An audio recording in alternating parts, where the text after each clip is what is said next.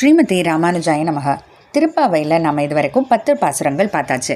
முன்னமே சொன்ன மாதிரி முதல் 5 பாசுரங்கள் முன்னுரைனா எப்படி இந்த நோன்புக்கு என்னெல்லாம் செய்யணும், என்ன செய்யக்கூடாது அப்படின்லாம் சொல்லக்கூடிய பாசுரங்கள்.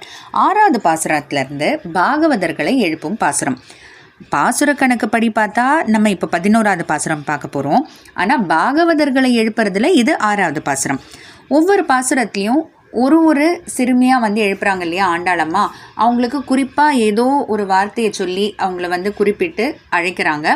அதே போல் அவங்கள பற்றி ஏதானு சொல்கிறாங்க. இந்த பாசுரத்தில் அப்படி யாரை எழுப்ப போகிறாங்க, என்னென்னலாம் சொல்லி எழுப்புறாங்கன்றதை பார்க்கலாம். கற்றுக்கறவை கணங்கள் பல கறந்து.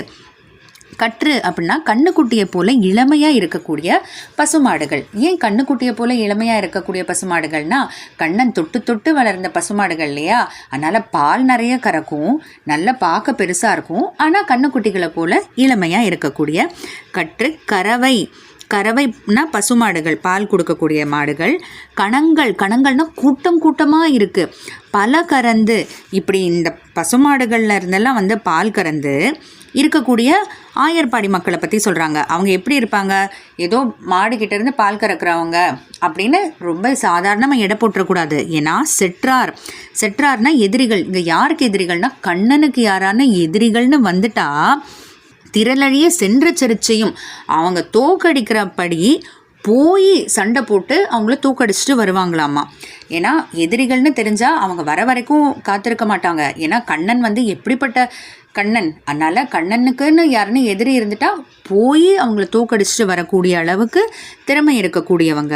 ஆனால் குற்றமுன்று இல்லாத, அதுக்காக அவங்க எப்போவும் யாருக்கும் தீங்கு செய்யாதவங்க தான். கண்ணனுக்கு எதிரிகள்னு வந்துட்டா தான் விடமாட்டாங்க. கோவலர் அப்படின்னா ஆயர்கள்.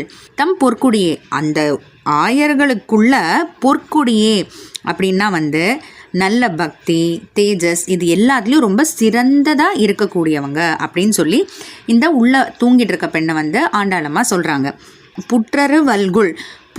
புற்றுன்னா அந்த புத்து இருக்கு இல்லையா, புத்தில் இருக்கக்கூடிய அரவு பாம்பு, அந்த பாம்பை போல அல்குல் இடை இருக்கக்கூடியவளே.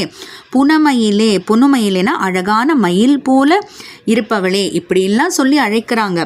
போதராய் எங்களோட வா அப்படின்னு சொல்லி ஆண்டாளம்மா அழைக்கிறாங்க. சுற்றத்து தோழிமார்லாம் ஒரே ஊரில் இருக்கக்கூடிய நம்ம எல்லாருமே உறவு போல தானே நாங்கள் எல்லாருமே வந்திருக்கோம். எங்கே நிற்கிறோம், நின்முற்றம் புகுந்து உன்னோட வீட்டுக்குள்ளே அங்கே முற்றத்தில் தான் நிற்கிறோம். முகில்வண்ணன் பேர்பாடா, எதுக்காக நிற்கிறோம், இந்த முகில்வண்ணன் கண்ணன் இருக்கா இல்லையா, கண்ணனை முகில்வண்ணன்னு சொல்கிறாங்க. முகில்வண்ணன் அப்படின்னா இந்த கார்மேகம் போல இருக்கக்கூடிய அந்த வண்ணன். இங்கே எதுக்கு கார்மேகம் கூட சொல்கிறாங்க அப்படின்னா, இப்போ மழை பெய்யுதுன்னு பார்த்தீங்கன்னா மழை இவங்களுக்கு மட்டும்தான் பெய்யும், அவங்களுக்கு மட்டும்தான் பெய்யும் இல்லை. மழை பாரபட்சம் பார்க்காம எல்லாருக்குமே பெய்யுது இல்லையா. அதே போல தான் கண்ணன் பகவானும் யாருக்கும் எந்த பாரபட்சமும் பார்க்காம தன்னுடைய பக்தர்கள்னு எல்லாருக்கும் ஒரே மாதிரி தான் அவர் அருள் புரிவார். அதனால முகில்வண்ணன் பேர் பாட நாம சங்கீர்த்தனம் பண்ணுறதுக்காக எல்லாரும் காத்திருக்கோம். நீயும் வா, சிற்றாதே பேசாதே, நீ என்ன இப்படி பேச்சு மூச்சு இல்லாமல் இப்படி படுத்து தூங்கிட்டு இருக்க. செல்வ பெண்டாட்டி அப்படின்னு சொல்கிறாங்க. இந்த இடத்துல செல்வ பெண்டாட்டின்னு இந்த பெண்ணை குறிக்கிறாங்க.